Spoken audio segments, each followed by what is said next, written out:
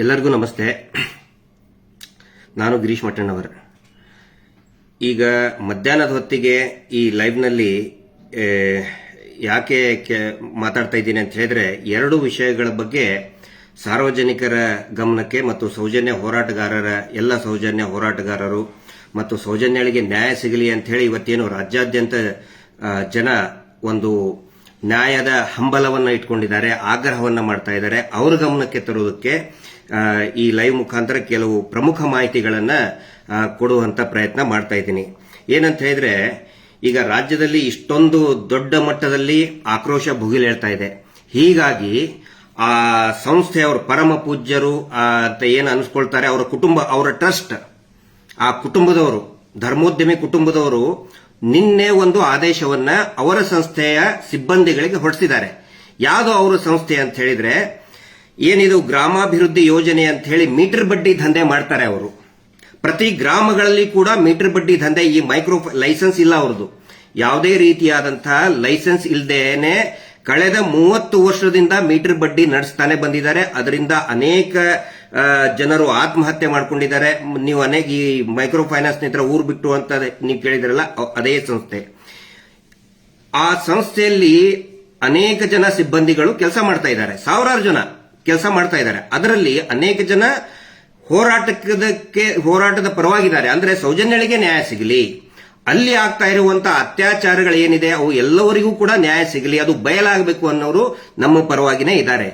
ಅದರಲ್ಲಿರ್ತಕ್ಕಂತಹ ಒಬ್ಬ ಹಿರಿಯ ಸಿಬ್ಬಂದಿ ನನಗೆ ಮಾಹಿತಿಯನ್ನ ಯಥಾವತ್ತಾಗಿ, ನಾನು ಇಲ್ಲೇನು ಎಡಿಷನ್ ಮೈನಸ್ ಏನು ಮಾಡ್ತಾ ಇಲ್ಲ, ಅವರು ಒಂದು ಇದರಲ್ಲಿ ನನಗೆ ಬರೆದು ಕಳಿಸಿದ್ದಾರೆ. ಏನು ಇನ್ಸ್ಟ್ರಕ್ಷನ್ಸ್ ಬಂದಿದೆ ಹೋರಾಟವನ್ನು ಹತ್ತಿಕ್ಕೋದ್ರ ಸಲುವಾಗಿ, ಅವ್ರ ಭಾಷೆಯಲ್ಲಿ ಅದರ ಕ್ರೈಸಿಸ್ ಮ್ಯಾನೇಜ್ಮೆಂಟ್ ಅಂತ ಕರೀತಾರೆ. ನೀವು ದೊಡ್ಡ ದೊಡ್ಡ ಕಾರ್ಪೊರೇಟ್ ಕಂಪನಿಯಲ್ಲಿ ಈ ತರ ಏನಾದ್ರು ಆದ್ರೆ ಅಥವಾ ಶೇರ್ ಇದರಲ್ಲಿ ಇದನ್ನ ಅಂತಂದ್ರೆ ಒಂದು ಕ್ರೈಸಿಸ್ ಮ್ಯಾನೇಜ್ಮೆಂಟ್ ಅಂತ ಮಾಡ್ತಾರೆ. ಸೊ ಅವರು ಕ್ರೈಸಿಸ್ ಮ್ಯಾನೇಜ್ಮೆಂಟ್ ಮಾಡೋದಕ್ಕೆ ಏನು ಇನ್ಸ್ಟ್ರಕ್ಷನ್ಸ್ ಕೊಟ್ಟಿದ್ದಾರೆ ಸಿಬ್ಬಂದಿಗಳಿಗೆ, ಅದನ್ನ ನಿಮ್ ಮುಂದೆ ಅವರು ಬರೆದು ಕೊಟ್ಟಿದ್ದನ್ನೇ ಆಸ್ ಇಟ್ ಈಸ್ ಹೇಳ್ತಾ ಇದ್ದೀನಿ.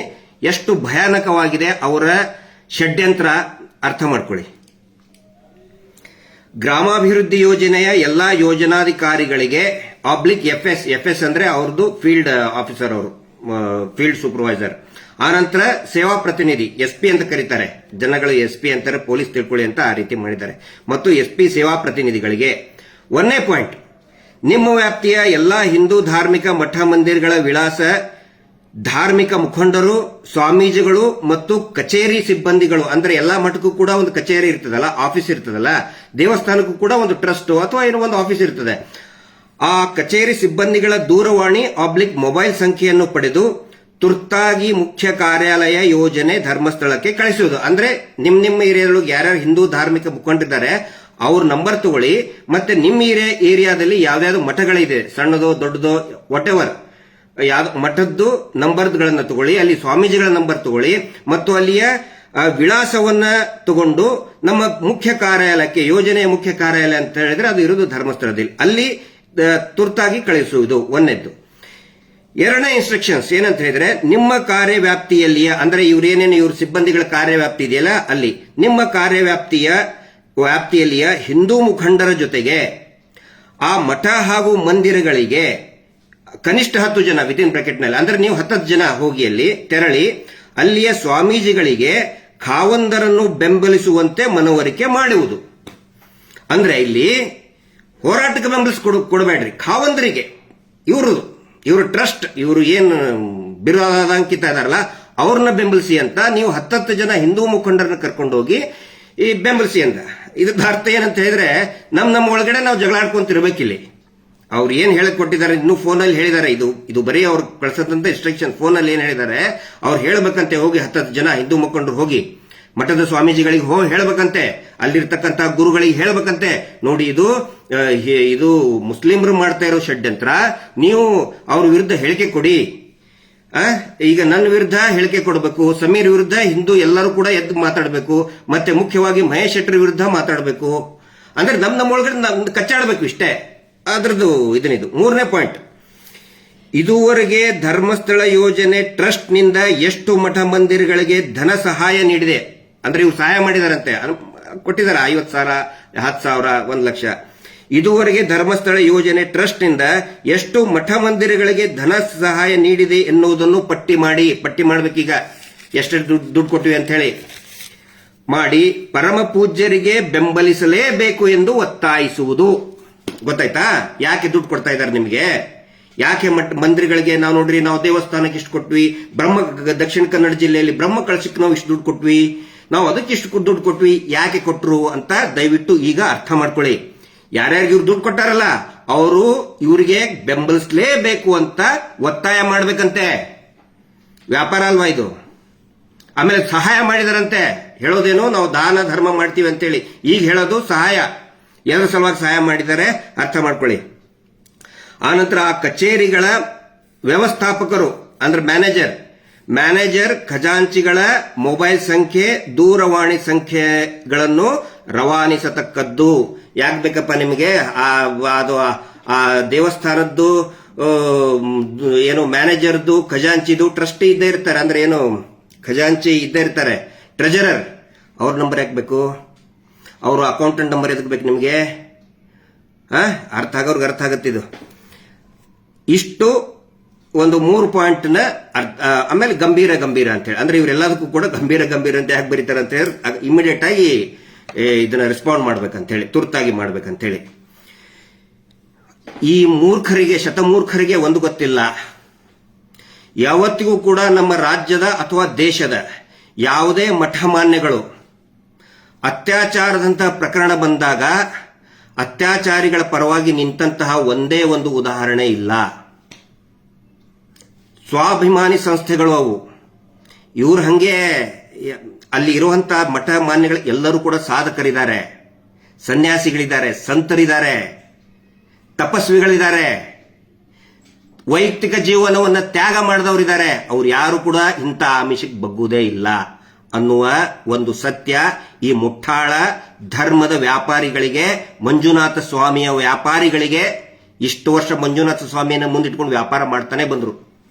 ಮತ್ತೆ ಇದೇ ಧರ್ಮೋದ್ಯಮಿಗಳು, ಇದೇ ರಾಜ್ಯಸಭಾ ಸದಸ್ಯರು ಏನ್ ಹೇಳಿದ್ರು ಅನೇಕ ವರ್ಷಗಳ ಹಿಂದೆ, ಎಲ್ಲಾ ರಾಜಕಾರಣಿಗಳಿಗೆ ಒಂದು ಆಫರ್ ಏನ್ ಕೊಟ್ಟಿದ್ರು ಅಂತ ಹೇಳಿದ್ರೆ, ನೋಡಿ ನೀವು ಮಠದಲ್ಲಿ ಯಾಕೆ ದುಡ್ಡು ಕೊಡ್ತೀರಿ, ಯಾಕೆ ಸ್ವಾಮೀಜಿಗಳಿಗೆ ದುಡ್ಡು ಕೊಡ್ತೀರಿ, ಅದೇ ದುಡ್ಡು ನಮ್ಮಲ್ಲಿ ಈ ಮೀಟರ್ ಬಡ್ಡಿ ದಂಧೆ ಮಾಡ್ತೀವಲ್ಲ, ಈ ನಮ್ದು ಗ್ರಾಮಾಭಿವೃದ್ಧಿ ಯೋಜನೆಯಲ್ಲಿ ಹಾಕಿ ನಿಮಗೆ ಒಂದು 2-5% ಬಡ್ಡಿ ಮೇಲೆ ಕೊಡ್ತೇವೆ ಅಂದಿದ್ದಕ್ಕೆ ಯಾರು ಕೂಡ ಇವತ್ತು ಮಠ ಮಾನ್ಯಗಳಿಗೆ ದುಡ್ಡು ಕೊಡ್ತಾ ಇಲ್ಲ. ಎಲ್ಲರೂ ಕೂಡ ಬಡ್ಡಿ ದಂಧೆ ಮಾಡೋದಕ್ಕೆ ಇವ್ರಿಗೆ ಹಾಕ್ತಾ ಇದ್ದಾರೆ. ಈಗ ಹೇಳ್ತಾ ಇದ್ದಾರೆ ನಮ್ಮ ಸಹಾಯಕ್ಕೆ ಬನ್ನಿ, ಕಾವಂದರಿಗೆ ನಮ್ಗೆ ಏನೋ ಬೆಂಬಲಿಸಿ. ಅಂದ್ರೆ ನಾವೇ ಕಚ್ಚಾಡ್ಬೇಕಿಷ್ಟೇ, ನಾವೇ ಕಚ್ಚಾಡ್ಕೊಂತ ಹೋಗ್ಬೇಕು. ಆದ್ರೆ ಒಂದು ಗೊತ್ತಿರಲಿ, ನಾನು ಕೂಡ ಮಠದ ಆಶ್ರಯದಲ್ಲಿ ಬೆಳೆದವನು. ನಾನು ಏನಾದ್ರೂ ಇಷ್ಟು ಜ್ಞಾನ ಬಂದಿದೆ ಅಂತ ಹೇಳಿದ್ರೆ ಒಂದು ಮಧ್ಯಮ ವರ್ಗದಲ್ಲಿ ಇದ್ದಂಥವನು, ಕೆಳ ಮಧ್ಯಮ ವರ್ಗದ ಬಂದಂಥವನು. ನಾನು ಇಷ್ಟು ಮೇಲೆ ಬಂದಿದ್ದೀನಿ ಅಂತ ಹೇಳಿದ್ರೆ, ನಮ್ಮ ಪರಿವಾರ, ನಮ್ಮ ತಮ್ಮನು ಕೂಡ ಮೇಲೆ ಬಂದಿದ್ದಾನೆ ಅಂತ ಹೇಳಿದ್ರೆ, ನಮ್ಮ ಅಣ್ಣನು ಕೂಡ ಮೇಲೆ ಬಂದಿದ್ದಾನೆ. ನಾವೆಲ್ಲರೂ ಕೂಡ ಮಠದ ಆಶ್ರಯಗಳಲ್ಲಿ ಬಂದಂಥವ್ರು, ನಾವು ಓದದಂಥವ್ರು, ನಮಗೆ ಗೊತ್ತಿದೆ. ಯಾರು ಕೂಡ ಈ ಆಮಿಷಕ್ಕೆ ಬಲಿಯಾಗುವುದಿಲ್ಲ. ಈ ಪ್ರಯೋಗವನ್ನ ಈಗ ಯಾರು ಹೊಸಬರಿಗೆ ಈಗ ಸ್ಟಾರ್ಟ್ ಮಾಡ್ತಾರೆ, ಆಲ್ರೆಡಿ ಸ್ಟಾರ್ಟ್ ಮಾಡಿದ್ದಾರೆ ಅವರು. ಬೇರೆ ಮಠ ಸ್ವಾಮೀಜಿಗಳಿಗೆ ಹೋಗೋದು ನೋಡಿ, ಇವ್ರು ಸುಳ್ಳು ಹೇಳ್ತಾ ಇದ್ದಾರೆ, ಹಂಗೆ ಹಿಂಗೆ ಅಂತ ಹೇಳಿ. ಈ ಪ್ರಯೋಗವನ್ನ ಅವರೆಲ್ಲರ ಗಮನಕ್ಕೂ ನಾನು ತರಕ್ಕೆ ಇಚ್ಛೆ ಪಡ್ತೀನಿ. 1.5 ವರ್ಷದ ಹಿಂದೆ ಯಾವಾಗ ಸಂತೋಷ್ ರಾವ್ ಖುಲಾಸೆ ಆದ, ಅಂದ್ರೆ ಆರ್ಡರ್ ಬಂತು ಕೋರ್ಟಿಂದ ಅವನು ಅಪರಾಧಿ ಅಲ್ಲ ಅಂತ, ಅವಾಗಲೂ ಕೂಡ ದೊಡ್ಡ ಮಟ್ಟದ ಹೋರಾಟ ಭುಗಿಲೇಳ್ತದೆ ದಕ್ಷಿಣ ಕನ್ನಡ ಜಿಲ್ಲೆಯಲ್ಲಿ, ಉಡುಪಿಯಲ್ಲಿ ಮಹೇಶ್ ಶೆಟ್ಟಿ ತಿಮ್ಮರೋಡಿ ಅವರ ಒಂದು ನೇತೃತ್ವದಲ್ಲಿ. ಅವಾಗ ಏನ್ ಮಾಡಿದ್ರು, ಇವ್ರು ಯಾರ್ಯಾರಿಗೆ ಬ್ರಹ್ಮ ಕಳಶಕ್ಕೆ, ಯಾವ್ಯಾವ ದೇವಸ್ಥಾನಕ್ಕೆ ಬ್ರಹ್ಮ ಕಳಶಕ್ಕೆ ಅದಕ್ಕೆ ಇದಕ್ಕೆ ದುಡ್ಡು ಕೊಟ್ರಲ್ಲ ಎಲ್ಲರಿಗೂ ಪತ್ರ ಬರೆದ್ರು. ನೀವು ಸೌಜನ್ಯ ಹೋರಾಟಕ್ಕೆ ಮಹೇಶ್ ಶೆಟ್ಟಿ ತಿಮ್ಮರೋಡಿ ಬೆಂಬಲಿಸೋದಕ್ಕೆ ನೀವು ಹೋಗಬಾರದು ಅಂತ ಪತ್ರ ಬರೆದ್ರು. ಆಗ ಅಲ್ಲಿರ್ತಕ್ಕಂಥ ಜನ ತೀರ್ಮಾನ ಮಾಡಿದ್ರು, ಸೌಜನ್ಯ ನಮ್ಮ ಮನೆ ಮಗಳು, ಅತ್ಯಾಚಾರದಂತ ಪ್ರಕರಣ ಇದು, ನಾವು ಮಹೇಶ್ ಶೆಟ್ಟಿ ತಿಮ್ಮರೋಡಿ ಅವ್ರ ಜೊತೆಗೆ ನಿಂತ್ಕೊಳ್ತೇವೆ, ಸೌಜನ್ಯ ನ್ಯಾಯ ನಮಗೆ ಬೇಕಪ್ಪ, ನಮಗೆ ಅವ್ರ ಪರವಾಗಿ ಇವ್ರ ಪರವಾಗಲ್ಲ, ನಮಗೆ ನ್ಯಾಯ ಬೇಕು ಅಂತ ಹೇಳಿ ಯಾರು ಕೂಡ ಈ ಪರಮ ಪೂಜ್ಯ ಬಡ್ಡಿ ಪೂಜ್ಯರನ್ನ ಮೀಟರ್ ಬಡ್ಡಿ ದಂಧೆ ಮಾಡ್ತಕ್ಕಂತಹ, ಲೈಸೆನ್ಸ್ ಇಲ್ಲದೆ ಮೀಟರ್ ಬಡ್ಡಿ ಮಾಡ್ತಕ್ಕಂತಹ ಇವ್ರನ್ನ ಯಾರು ಬೆಂಬಲಿಸಲಿಲ್ಲ. ಅವಾಗೇ ಏಟ್ ಬಿದ್ದಿದೆ ಅವ್ರಿಗೆ, ಅವಾಗೇ ಪಾಠ ಕಲಿಬೇಕಾಗಿತ್ತು. ಒನ್ಸ್ ಅಗೇನ್ ಸೇಮ್ ಅದೇ ಟೆಕ್ನಿಕ್ ಯೂಸ್ ಮಾಡ್ತಾ ಇದ್ದಾರೆ. ಇದನ್ನ ನಾನು ಸಾರ್ವಜನಿಕರ ಗಮನಕ್ಕೆ ತರ್ತಾ ಇದ್ದೀನಿ. ನಮ್ಮ ಉದ್ದೇಶ ಇಷ್ಟೇ ನೋಡಿ, ಇದರಲ್ಲಿ ಯಾವುದೇ ರೀತಿಯಾದಂತಹ ಕಲಹಗಳು ಆಗಬಾರ್ದು, ಗ್ರಾಮಗಳಲ್ಲಿ ಕಲಹಗಳು ಆಗಬಾರ್ದು. ಇವ್ರು ಮಾಡ್ಕೊಂತಾನೆ ಬಂದ್ರು. ಇವ್ರು ಮೀಟರ್ ಬಡ್ಡಿ ದಂಧೆ ವಾರ ಕಟ್ಟಲಿಲ್ಲ ಅಂತ ಹೇಳಿದ್ರೆ ಆ ಜಾತಿಗೆ ಈ ಜಾತಿ, ಈ ಜಾತಿಗೆ ಆ ಜಾತಿ ಕಟ್ಟಿ ಹೊಡೆದಾಡ್ಸ್ತಾನೆ ಬಂದ್ರು. ಇವ್ರ ಕೆಲಸ ಅದೇ, ಎಲ್ಲರನ್ನು ಕಚ್ಚಾಡಿಸಬೇಕು, ಹೊಡೆದಾಡಿಸಬೇಕು, ತಾವು ಸೇಫ್ ಆಗಿರಬೇಕು. ಈಗ ಈ ಸೌಜನ್ಯ ಪ್ರಕರಣದ ನ್ಯಾಯ ಕೇಳಕತ್ತ ಮೇಲೆ ಈ ಒಂದು ತಂತ್ರಗಾರಿಕೆಯನ್ನ ಮಾಡ್ತಾ ಇದ್ದಾರೆ. ತಮ್ಮ ಗಮನಕ್ಕೆ ತರ್ತಾ ಇದ್ದೀನಿ. ಇನ್ನು ಕೆಲವೊಂದಿಷ್ಟು ಜನ ಯೂಟ್ಯೂಬರ್ಸ್ಗೆ ಬನ್ನಿ ಧರ್ಮಸ್ಥಳಕ್ಕೆ ಅಂತ ಹೇಳಿ ಬಂದು ಏನೇನೋ ಆಮಿಷವನ್ನ ಒಡ್ಡುವಂತ ಕೆಲಸನೂ ಕೂಡ ಮಾಡ್ತಾ ಇದ್ದಾರೆ. ಮಹೇಶ್ ಶೆಟ್ಟಿ ತಿಮ್ಮರೋಡಿ ಏನು ರೌಡಿ ಶೀಟರ್ ಅಂತೆ ಆದಂತೆ, ಆಮೇಲೆ ನಾನೇನೋ ಎಷ್ಟೋ ಆಸ್ತಿ ಮಾಡ್ಕೊಂಡಿದ್ದೀನಂತೆ, ಬಾಂಬ್ ಬಿಟ್ಟವನಂತೆ, ಬೇಕಾದನ್ನು ಹೇಳಿ ಅವರು. ಬಾಂಬ್ ಎಸ್ ಐ ಅಂತಂದ್ರೆ ನನ್ನ ಬ್ರ್ಯಾಂಡ್ ಅದು, ನಾನೇನದಕ್ಕೆ ಮುಜುಗರ ಪಟ್ಕೊಳ್ಳಲ್ಲ. ಮಹೇಶ್ ಶೆಟ್ಟಿ ತಿಮ್ಮರೋಡಿ ಅವರು ಹೇಳ್ತಾರಲ್ಲ, ಇವತ್ತೊಬ್ಬನು ಲೈಸೆನ್ಸ್ ಇಲ್ಲದ ಚಾನಲ್ ಅವ್ನು ಹೇಳ್ತಾ ಇದ್ದಾನಲ್ಲ, ಅವಾಗ ಹೇಳಿದ್ದನ್ನ ಈಗ ರಿಪೀಟ್ ಮಾಡ್ತಾ ಇದ್ದಾರೆ. ಎಷ್ಟೋ ದುಡ್ಡು ಬಂತು, 1 ಕೋಟಿ ಎಲ್ಲಿಂತ ಆಸ್ತಿ ಮಾರಿದ್ದಾರೆ ಅವರು. ಹೋರಾಟದ ಸಲುವಾಗಿ ಅವರ ಸ್ವಂತ ಆಸ್ತಿಯನ್ನ ಮಾರಿದ್ದಾರೆ. ಇನ್ನೊಬ್ಬರ ಕಡೆ ಅಂತ ತಗೊಳ್ಳೋದು ದೂರ ಉಳಿತು. ಬರೀ ಸುಳ್ಳು ಅಪಪ್ರಚಾರ ಮಾಡ್ಕೊಂತ ಹೋಗ್ತಾ ಇದ್ದಾರೆ. ಅವರ ಆಸ್ತಿ ಮಾಡಿದ ದುಡ್ಡದು ವೈಟ್ ಅಮೌಂಟ್ ನಲ್ಲೇ ತಗೊಳ್ತಿದ್ದಾರೆ. ಏನಾದ್ರು ಕ್ಯಾಶ್ ಇವ್ರು ಹಂಗೆ ವಾರ ನಗದಿ ತಗೋತಾರಲ್ಲ, ಹಂಗ್ ತಗೊಂಡಿಲ್ಲ ಅವರು. ಪ್ರಾಮಾಣಿಕರು ಇದ್ದಿದ್ದಕ್ಕೇ ಅಕೌಂಟ್ ಅಲ್ಲಿ ತಗೊಂಡಿದ್ದಾರೆ ಅವರು. ಇಲ್ಲ ಅಂತಂದ್ರೆ ಏನೋ ವಸೂಲಿ ಮಾಡಿದ್ರೆ ಕ್ಯಾಶ್ ಅಲ್ಲಿ ತಗೋತಾ ಇದ್ರು. ಹಿಂಗಾಗಿ ಅಕೌಂಟ್ ಅಲ್ಲಿ ತಗೊಂಡಿದ್ದಾರೆ, ಅವರು ಆಸ್ತಿ ಮಾರಿದ್ದಾರೆ. ಆಮೇಲೆ ನನ್ನ ಬಗ್ಗೆ ಆಗ್ಲಿ ಅಥವಾ ಇನ್ನು ಸಮೀರಿನ ಬಗ್ಗೆ ಆಗ್ಲಿ ನೋಡಿ, ವಾಟ್ ಎವರ್ ಏನೇ ಇದ್ರೆ ಅದಕ್ಕೆ ಸಂಬಂಧಪಟ್ಟಂತ ಇಲಾಖೆ ಇದೆ. ನಾನು ದುಡ್ಡು ಹೆಂಗ್ ಮಾಡ್ತೇನೋ, ನನ್ ಬಂಗಾರದ ಗಣಿ ಐತೆ ಅಂತ ಹೇಳ್ತೇನಪ್ಪ. ನಾನು ಬಂಗಾರದ ಗಣಿ ಐತೆ ನಂದು, ಅದನ್ನ ಕೇಳಕ್ ಇದಾರೆ, ಇಲಾಖೆದವ್ರು ಇದಾರೆ, ಉತ್ತರ ಕೊಡ್ತೀವಿ. ಸೌಜನ್ಯ ಬಗ್ಗೆ, ಅಲ್ಲಿ ನಡೆದಂತ ಕೊಲೆ ಬಗ್ಗೆ ಅದ್ರ ಬಗ್ಗೆ ಮಾತಾಡಿ, ನೀವು ಅದ್ರ ಬಗ್ಗೆ ಉತ್ತರ ಕೊಡಿ ಅಂತ ಹೇಳಿ ನಮ್ಮ ಬಗ್ಗೆ ಪ್ರಶ್ನೆ ಹೇಳ್ತೀರಿ. ಯಾರ ಪ್ರಶ್ನೆ ಹೇಳಿ, ಸಂಬಂಧಪಟ್ಟಂತ ಇಲಾಖೆಯವ್ರು ಹೇಳಿ ಉತ್ತರ ಕೊಡ್ತೀವಿ, ನೋ ವರೀಸ್. ಆನಂತರ ನಾವು ಏನು ಪ್ರಯತ್ನ ಮಾಡ್ತಾ ಇದೀವಿ, ಅನೇಕ ಜನ ಯೂಟ್ಯೂಬರ್ಗಳು ಮಾಹಿತಿಯನ್ನ ಕೇಳ್ತಾ ಇದ್ದಾರೆ, ಆಸಕ್ತಿ ಇರುವಂತವ್ರು ಸುಮಾರು ಜನ ಕೇಳ್ತಾ ಇದ್ದಾರೆ. ಅದಕ್ಕೆ ನಾವು ನಮ್ಮ ಕಡೆಯಿಂದ ಒಂದು ಏನು ಪ್ರಯತ್ನ ಆಯ್ತು, ಎಲ್ಲಾ ದಾಖಲೆಗಳನ್ನು ಒಟ್ಟಾಗಿ ಒಂದು QR ಕೋಡ್ ಅಂತ, ಸ್ಕ್ಯಾನ್ QR ಕೋಡ್ ಅಂತ ಮಾಡಿದ್ವಿ. ಬರೀ 12 ತಾಸಿನಲ್ಲಿ ನಿನ್ನೆ 2.5 ಲಕ್ಷ ಜನ ಅದನ್ನ ಸ್ಕ್ಯಾನ್ ಮಾಡ್ಕೊಂಡ್ರು, ಡಾಕ್ಯುಮೆಂಟ್ಸ್ ತಗೊಂಡ್ರು. ಇವತ್ತು ಬೆಳಗ್ಗೆವರೆಗೆ 5 ಲಕ್ಷ ಜನ ಅದಕ್ಕೆ ಎಂಟ್ರಿ ಆಗಿದ್ದಾರೆ. ಯೂಶುವಲಿ ಮೋರ್ ದನ್ 10,000 ಆದ್ರೆ ಪ್ರಾಪರ್ ಆಗಿ ಅದು ಇದನ್ನ ವರ್ಕ್ ಆಗಲ್ಲ. ಅಂತದ್ರಲ್ಲಿ 5 ಲಕ್ಷ ಜನ ಅದನ್ನ QR ಕೋಡ್ ಸ್ಕ್ಯಾನ್ ಮಾಡಿ ಡಾಕ್ಯುಮೆಂಟ್ಸ್ ತಗೊಂಡಿದ್ದಾರೆ. ನಮ್ಮ ಪ್ರಯತ್ನ ಏನಂತ ಹೇಳಿದ್ರೆ ನೋಡಿ, ಸುಮಾರು ಜನ ಈಗ ಹೊಸದಾಗಿ, ಈ ಮುಂಚಿನ ಎಲ್ಲ ನಾವು ಹೇಳ್ತಾನೆ ಬಂದ್ವಿ, ಹೊಸಬರಿಗೆ ಅನೇಕ ಡೌಟ್ಗಳು ಇದೆ ಮತ್ತು ಡೌಟ್ಗಳು ಇರಬೇಕು. ಆ ಸಂಶಯಗಳನ್ನ ನಾವು ಸ್ವಾಗತ ಮಾಡ್ತೀವಿ. ಎಷ್ಟೋ ಜನ ನಮಗೆ ಪ್ರಶ್ನೆ ಕೇಳ್ತಾರೆ, ಹೆಲ್ದಿ ಪ್ರಶ್ನೆಗಳನ್ನ ಕೇಳ್ತಾ ಇದ್ದಾರೆ, ವಿ ವೆಲ್ಕಮ್.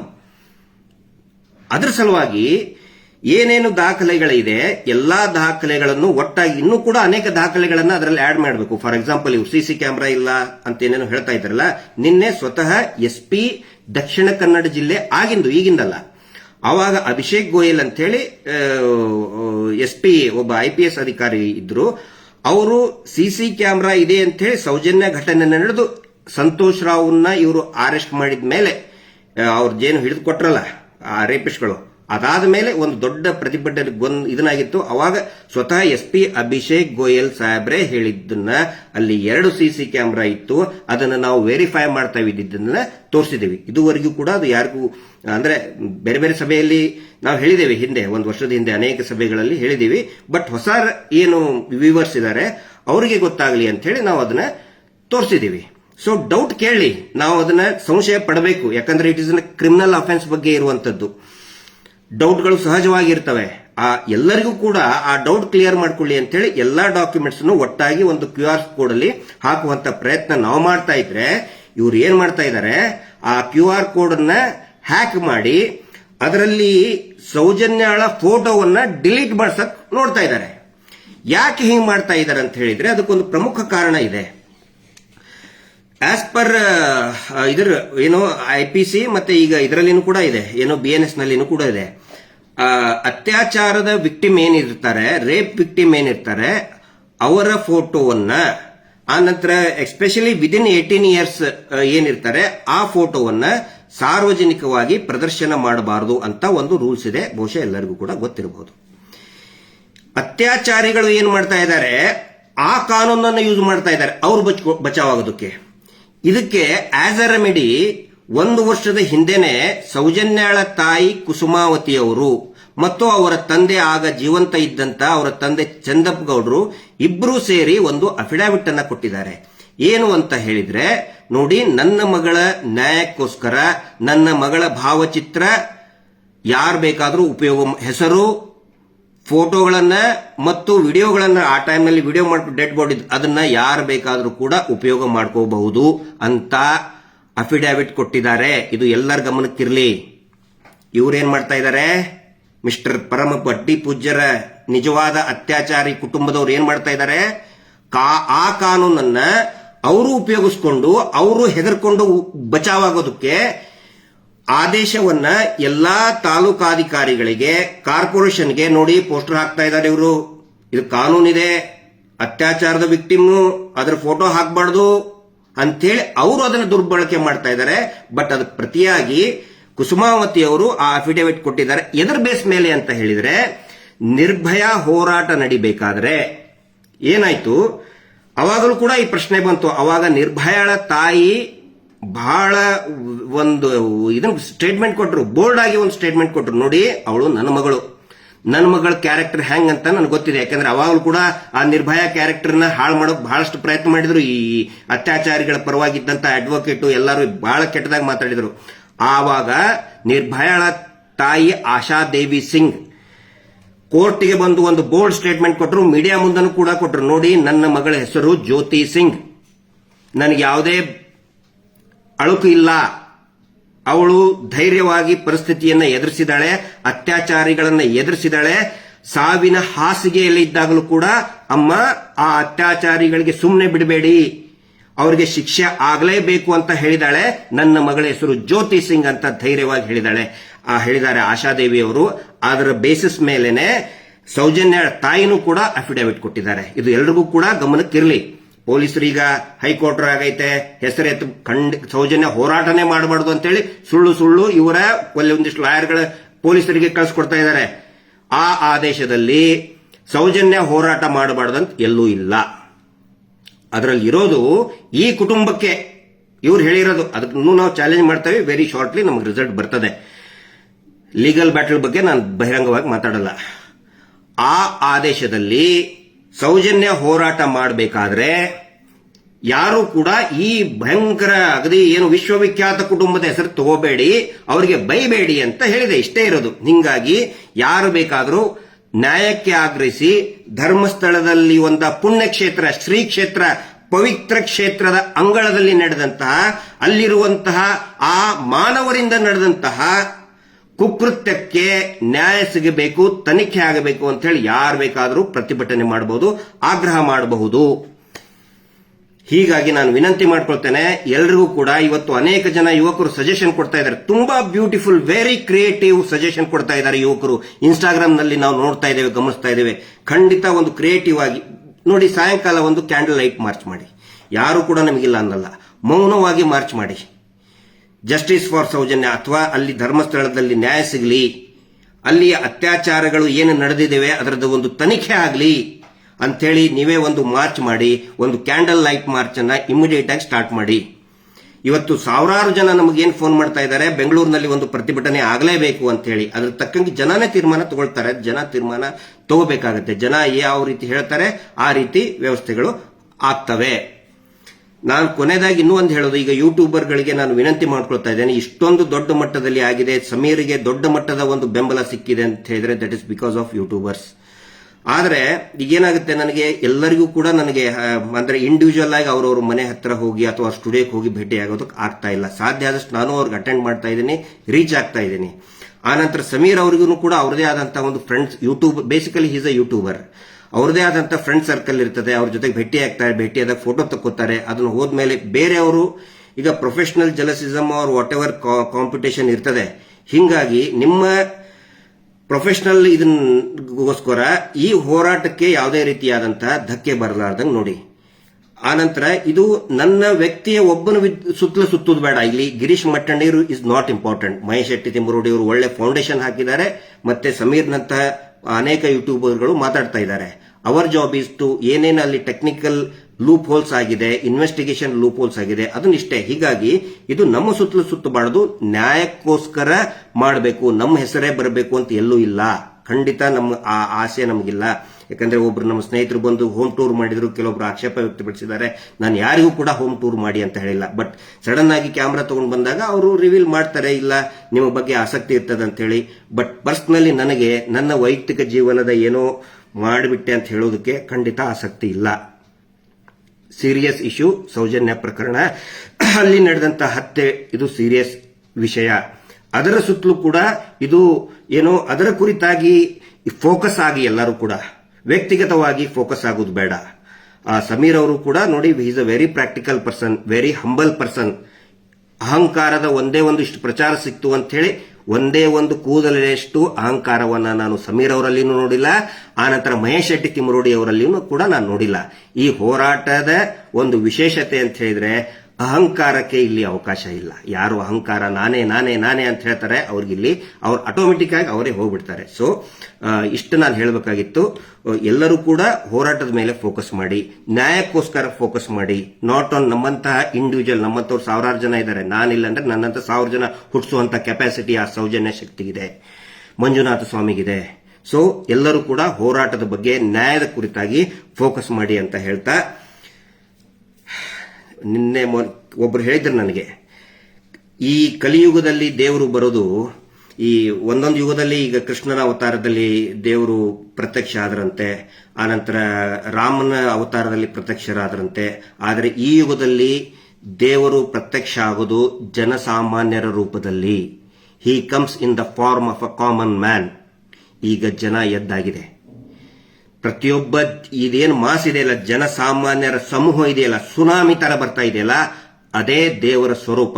ನೀವು ಹಿಂದೂಗಳು ಹಿಂದೂಗಳಾಗಿನೇ ತಿಳ್ಕೊಳ್ಳಿ, ಮುಸಲ್ಮಾನರು ಮುಸಲ್ಮಾನ್ ರೀತಿಯಲ್ಲೇನೆ ತಿಳ್ಕೊಳ್ಳಿ, ಕ್ರಿಶ್ಚಿಯನ್ರು ಕ್ರಿಶ್ಚಿಯನ್ ರೀತಿಯಲ್ಲೇನೆ ಯೇಸು ಅಂತ ಬಂದ ಅಂತಾನೆ ತಿಳ್ಕೊಳ್ಳಿ. ಸೊ ಧರ್ಮದ ಭೇದ ಭಾವ ಬೇಡ. ದೇವರು ಬರೋದು in the form of a common man, ಸಾಮಾನ್ಯ ವ್ಯಕ್ತಿಯ ರೂಪದಲ್ಲಿ ಬಂದಾಗಿದೆ. ಹಿಂಗಾಗಿ ಇವ್ರು ಏನೇನೋ ಅಗಳನ್ನ ಈಗ ಹೇಳಿದ್ನಲ್ಲ, ಅಲ್ಲಿ ಹೋಗಿ ನಮ್ಮ ವಿರುದ್ಧ ಸ್ಟೇಟ್ಮೆಂಟ್ ಕೊಡಿ, ಆ ಧರ್ಮದವರು ಆ ಧರ್ಮಕ್ಕೆ ಹೋಗಿ ಸ್ಟೇಟ್ಮೆಂಟ್ ಕೊಡಿ, ಅವು ಯಾವ ಕುತಂತ್ರಗಳು ಕೂಡ ನಡೆಯೋದಿಲ್ಲ ಅಂತ ಒಂದು ಮಾತು ಹೇಳ್ತಾ, ಎಲ್ಲರೂ ಕೂಡ ಇದೇ ರೀತಿಯಾದಂತಹ ಒಂದು ಪ್ರಯತ್ನದಿಂದ ಸೌಜನ್ಯಳಿಗೆ ಮತ್ತು ಅಲ್ಲಿ ನಡೆದಂತ ಎಲ್ಲರಿಗೂ ಕೂಡ, ಎಲ್ಲ ಆತ್ಮಗಳಿಗೂ ಒಂದು ಶಾಂತಿ ಸಿಗಲಿ, ನ್ಯಾಯ ಸಿಗಲಿ ಅಂತ ಹೇಳ್ತಾ ಈ ಲೈವ್ ಅನ್ನು ಮುಗಿಸ್ತಾ ಇದ್ದೇನೆ. Justice for Soujanya. ನಮಸ್ತೆ.